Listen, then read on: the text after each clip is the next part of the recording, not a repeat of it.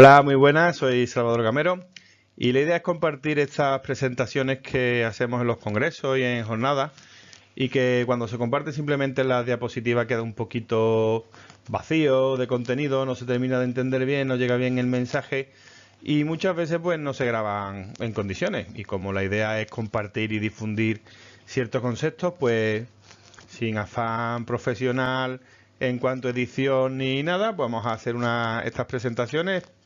Pretendo ir presentándola los lunes y vamos a crear una serie de contenido. Empiezo compartiendo con ustedes la última que he hecho cronológicamente, que es Osin y Detective 3, aunque todavía no se ha estrenado Osin y Detective 2, que será la próxima Secadmin en Sevilla, día 26 de octubre, cita que no podéis perder.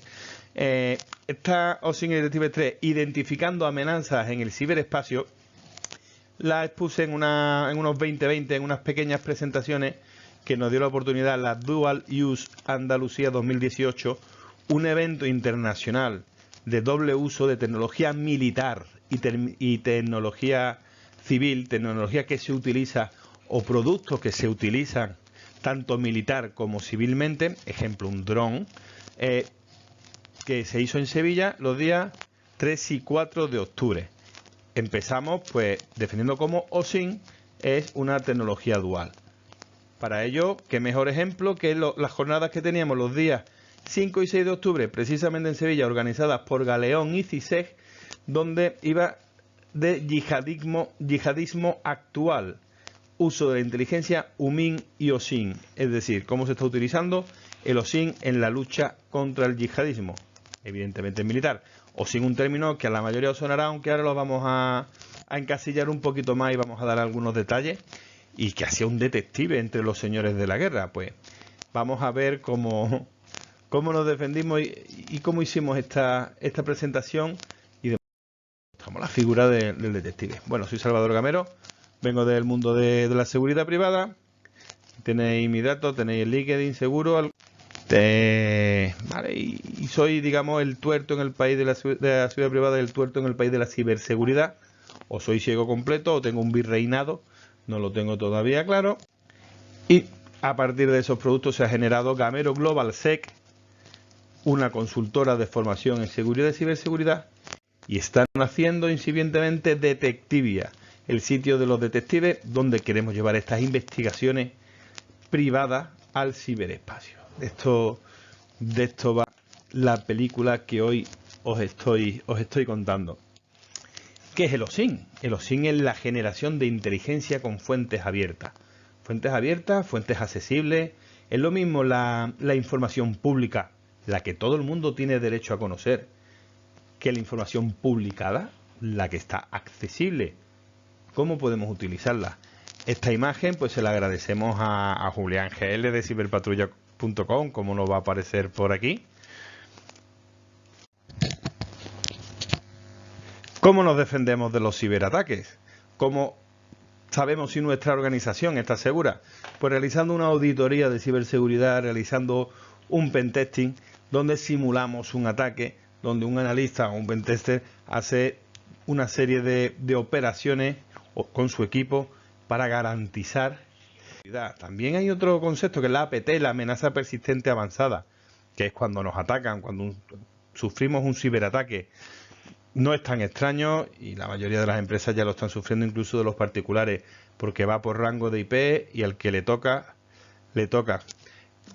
Estos tres conceptos, tanto el APT como el pentesting como el análisis de ciberseguridad, tienen una serie de fases, ¿vale? Dependiendo del objetivo, tienen una serie de fases que son diferentes, pero tienen una primera fase que es común. Puede llamarle fingerprinting, gathering, podemos llamarle footprinting, podemos entrar en detalle, pero realmente hay que realizar una recopilación de información en fuentes abiertas. Antes de atacar, antes de generar algún rastro, de romper algún cristal y dejar alguna huella, tenemos que mirar y recopilar toda esa información.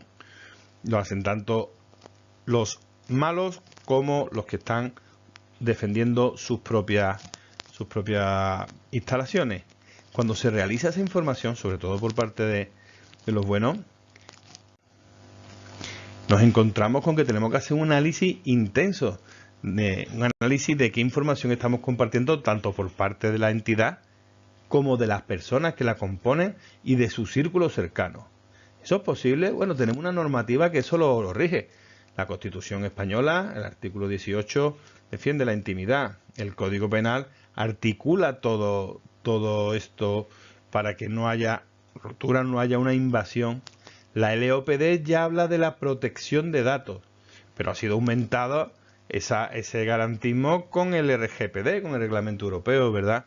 En el cual hay un concepto claro. El dato se puede utilizar para lo que se cede, para lo que el interesado de los datos lo cede.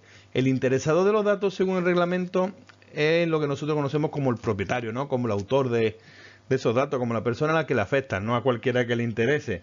Esa traducción es un poquito engañosa.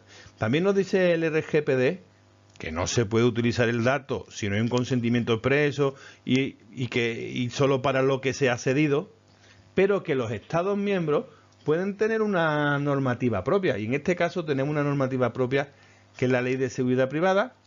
¿Por qué? ¿Por qué tenemos esa Ley de Seguridad Privada y esa normativa propia? Podéis escuchar los perrillos, ¿verdad? Pues ¿por qué? Porque tenemos el derecho a la intimidad, un derecho fundamental. Perfecto. Pero también tenemos el derecho a la propia defensa. Si nos están atacando, tenemos que poder diferenciarnos. También es un derecho fundamental, pero no hay ningún derecho absoluto. Tenemos que ponderar esos derechos y tenemos que ver en qué condiciones se puede investigar a una persona sin invadir su intimidad y garantizando el derecho a la propia defensa. Ahí es donde entra la figura del detective, que además, si detecta algún hecho delictivo, tiene que comunicarlo a fuerzas y cuerpos de seguridad. Por lo tanto, una investigación en fuentes abiertas, aunque esos datos personales no se hayan cedido para el fin de esa investigación, si la realiza un detective privado y filtra los contenidos que son propios de la defensa y los que son propios de la intimidad los deja aparte, resulta que está gestionando la idoneidad, la legitimidad y la legalidad que ese cliente necesita, pero que a la vez el investigado también va a exigir un cumplimiento normativo y una proporcionalidad en los medios que se están utilizando. Con esto llegamos al concepto de los SIN. Podéis descargar el estudio de los SIN, que está disponible en la página de detectivia.com, publicidad, con esta definición y esta conclusión. Los SIN sería Legality Open Source Intelligence.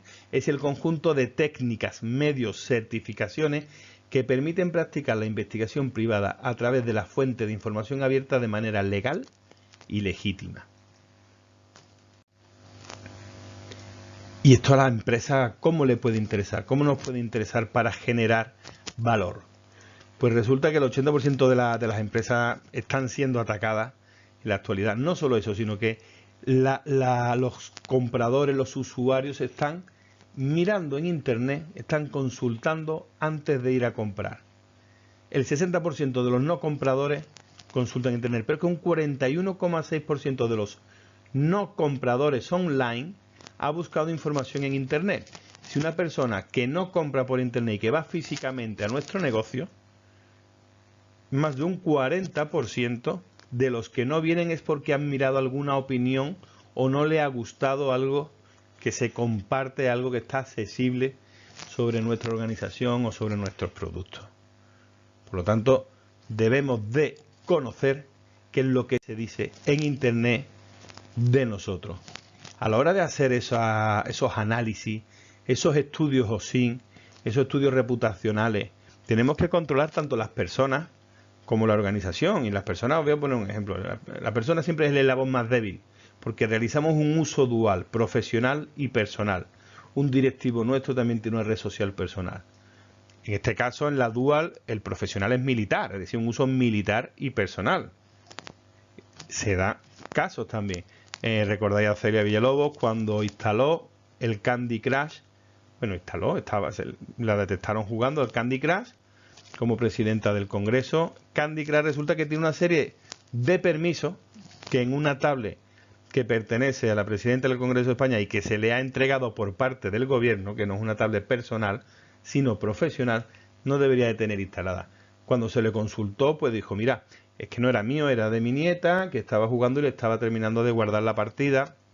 Por lo tanto, hay terceras personas que no han recibido una formación en ciberseguridad y unas políticas de uso de los dispositivos que se le ha entregado, ¿vale? Que sería la conclusión después de estos estudios que hacemos sobre la ciberseguridad.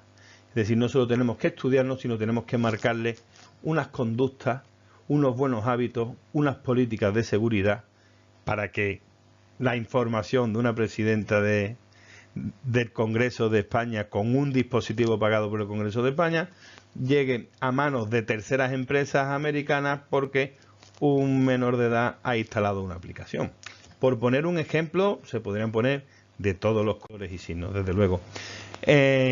Para eso podemos trabajar con los informes reputacionales, para ver nuestra reputación online. La reputación es algo acumulativo. Lo que se va diciendo de nosotros hoy queda para el futuro. Internet no olvida, ¿vale? Que sabe Internet de tu organización y sus integrantes. Si queda que tenías un directivo, ese directivo ya no pertenece a la organización y sigue realizando comentarios. ¿Qué hay en la dark web, en la deep web? La evaluación del nivel de concienciación del equipo directivo es muy importante. ¿Serían capaces de caer en un phishing, caer en ingeniería social? ¿Se les puede relacionar con nuestra organización, según con los comentarios? Y con toda esta información, pues podemos confeccionar un mapa de peligrosidad. ¿Qué se puede llegar a hacer con la información que hemos compartido? Generar los vectores de ataque. Tenemos una serie de documentos colgados en internet, en nuestra web, ¿vale? Pues esos metadatos, ¿qué le están ofreciendo?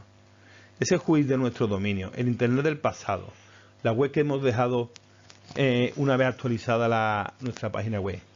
Todo esto nos sirve para evitar un ciberataque o para minimizar las consecuencias del ciberataque y garantizar la continuidad del negocio. Por poner algunos ejemplos más de todos los colores, ¿recordáis cuando Tony Blair publicó un documento que garantizaba la existencia de armas de destrucción masiva en Irak? Ese documento lo publicó afirmando rotundamente que él ni nadie de su equipo lo había modificado. Cuando se analizaron los metadatos, se pudo comprobar que había sido modificado varias veces por varios miembros. Aparecía quiénes lo había modificado, quién lo había copiado, incluso a disquete.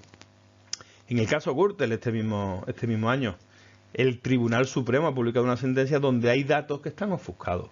No todos los datos de todos los abogados, de todas las personas que intervienen en un proceso como el caso Gürtel, son públicos o se debe de hacer público a la hora de sacar la sentencia. Pues lo sacaron en un formato que simplemente seleccionando con el ratón el texto que estaba oculto se podía leer perfectamente todo el contenido de la sentencia y los datos de esas personas que tienen derecho a su intimidad y privacidad.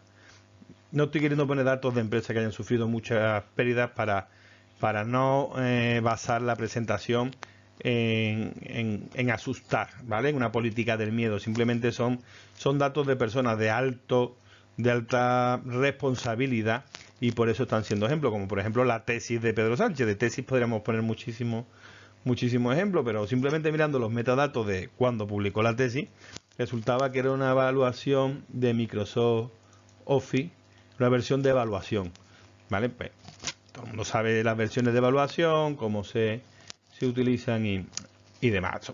Menoscaba enormemente su prestigio, ¿vale? Con esto, ¿qué os quiero decir? ¿Qué os quiero decir con esta presentación?